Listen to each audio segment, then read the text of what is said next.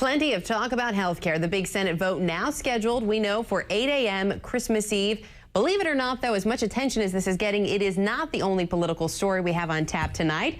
Joined now by our panel of CNN contributors, Ed Rollins, former White House political director under Ronald Reagan, Robert Zimmerman, Democratic strategist, and Miguel Perez, syndicated columnist and professor at Lehman College. I know it's hard to believe, gentlemen, that there is more than just the Senate vote, but it's true. But we will start with the Senate vote.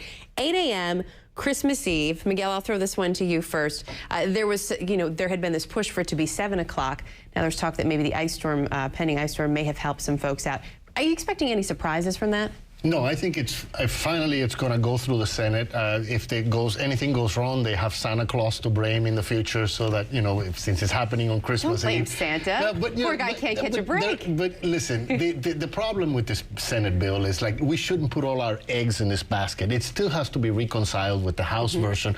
The House version is very, very different, and there are all kinds of problems, all kinds of differences that may still knock this thing out of the ballpark, and we may not have a bill at all. And that is the big sticking point here, is marrying these two bills. And there is so much about them that is different and potential for a sticking point here.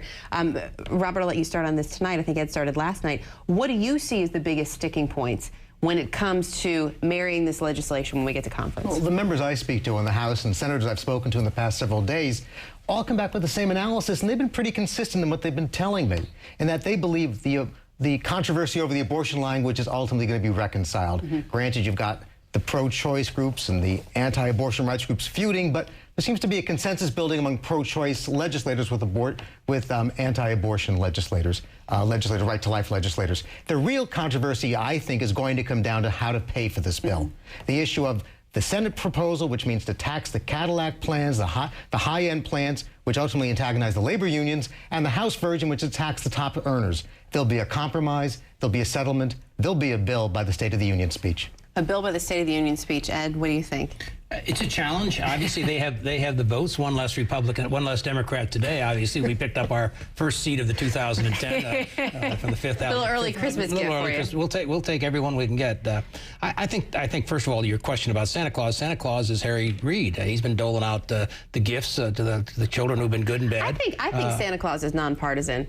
I don't think he sits on either side of the aisle. It took Mother Nature. Right now, Harry Reid has all the gifts. The difference when it does go to reconciliation is it's not one guy behind the scenes in a room. It's a more public, even though the speaker and he will still have a big portion, but there will be other players. I still think the public option, I think that was the big battle still in the House. I still think that's and that could be a deal breaker. The abortion issue, obviously, they may be able to resolve, but I think the public option will be a deal breaker. One more issue that I think is crucial in there that is immigration. There's a big difference between the two bills, and the Senate people in the Senate do not want to allow illegal immigrants to even pay for their own health care, which is absurd because it's counterproductive. What we're doing is we're sending them to the emergency rooms where all taxpayers are going to have to pay for their bills. So it doesn't make it's cutting our nose to spite our face. And of course, everybody's going to be worried about how all of these things, abortion, immigration, how to pay for things, that public option, how they affect those main constituencies, which they have to worry about in 2010, which include Latinos, which include women, labor unions. So that's also going to be a big consideration. Let's move on, though, to this point that you brought up. Democrats losing one member of the House from Alabama, Representative Parker Griffith, now saying he's going to become a Republican. But frankly, Ed, I know you're happy to have him, but it wasn't a real surprise. You've kind of had him for a while. Well, he's voted properly. We welcome. We're a big tent party. We welcome any Democrat that wants to come across. You didn't have him where it counted, and that was when it came to voting for the leadership. He stood up with his Democratic colleagues and elected Nancy Pelosi as Speaker. It'll be fun watching Democrats run ads with him next to Nancy Pelosi when he has to run as a Republican. But could they also come out with him saying? I mean, he said, I believe it was in August. He said, I would never vote for her again. I would advise you. You've got a lot of seats at play. I would not waste a lot of money in the Alabama fifth. I think you're totally correct. What is amazing here is that you're going to have a Republican now running with Democratic money. That was donated to him. And some of that actually came from Speaker Pelosi. Absolutely. I believe $4,000. Absolutely. But it's opportunistic. I mean, this guy obviously realized that he had a better shot of being elected as a Republican. It was a close race for him last time around. It's going to be a close race as well. So yes, he was elected with $1.2 million of Democratic fundraising money to fight the Republican attacks. And despite all his philosophical statements about why he's doing this, Mae West, the sex symbol of the 20s, put it best. when a woman approached and said, "Goodness, what beautiful diamonds you have," and Miss West said, "Goodness had nothing to do with it.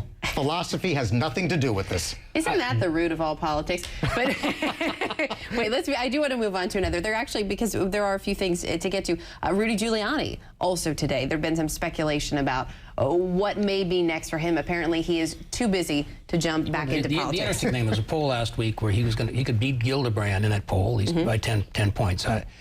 Rudy has never wanted to be a senator. He wanted to be a governor. He knows he can't beat Cuomo in a governor's race. I think he still dreams of being president someday, but it's awful hard to be president when you're running around making speeches or running security forms.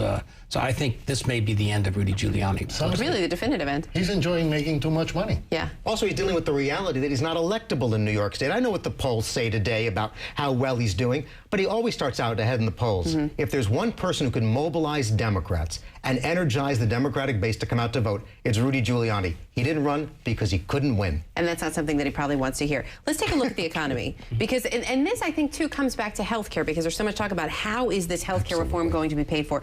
A new CNN US opinion research poll out today. 8 out of 10 Americans see the economy is in poor shape, but they do say that it's getting better. Here's what really stuck out to me. 57% said economic recovery should be a higher priority for the administration than the deficit. So what I am hearing from that when I read it is, hey, it's better to spend money to work on the recovery than to worry about paying down debt or to adding to the deficit, Ed. I mean, have we learned nothing here? We've learned nothing. We never learn. It's a lesson learned over and over again. And we've been around as long as I have. You see it all. You see it repeat itself. The bottom line is people need jobs. And I think to a certain extent, the Democrats and Republicans both have to talk about jobs. I think people are tired of the health care debate. They may want it. They may not want it. But at the end of the day, they want people to get focused. The White House, they want the Congress to get focused on their jobs. I think the deficit, obviously, is a serious problem for the next generation. It's not going to be a political issue in this election coming up. Jobs are going to definitely be something. And if you're not basically moving the job game forward, you're going to pay a price. You're not going to be People are still worried about the deficit, and they're more worried about the deficit than they were last year, but not enough. Not in comparison to how much they're worried about jobs. So jobs is still the first priority. They also believe, interestingly, 6 out of 10 say that financial institutions have too much influence over the administration. That's something that's going to come up in these 2010 elections, Robert. Absolutely. How do you address that? That issue is going to resonate, but it's good. But you can add to the equation. The same groups that are saying financial institutions have too much influence are now saying the insurance lobbies have too much influence. They're making the claim that the pharmaceuticals lobbies have too much influence. Isn't that going to be tough to counteract, though, especially for seats that are up for grabs when you're talking about the insurance lobby and health care reform? Absolutely. And that's a real challenge. Democrats have got to craft a message and stay on a message. The Republicans have been very good about staying on one message and sticking with it in the health care debate. Democrats got in the air and trashed this bill and then talk about why they're supporting it. There has to be a very decisive message that talks about how health care, how climate change, all these messages come back to making the economy better and creating new jobs. If we can't focus on that, then we're going to suffer very serious setbacks in 2010. Robert Zimmerman, Miguel Perez, Ed Rollins, always good to have you out there. Thanks. Still ahead, just what is the price of fame? Well, Balloon Boy's parents finding out it could be jail time and a hefty fine. Yes, the Heenies are back. Stay tuned.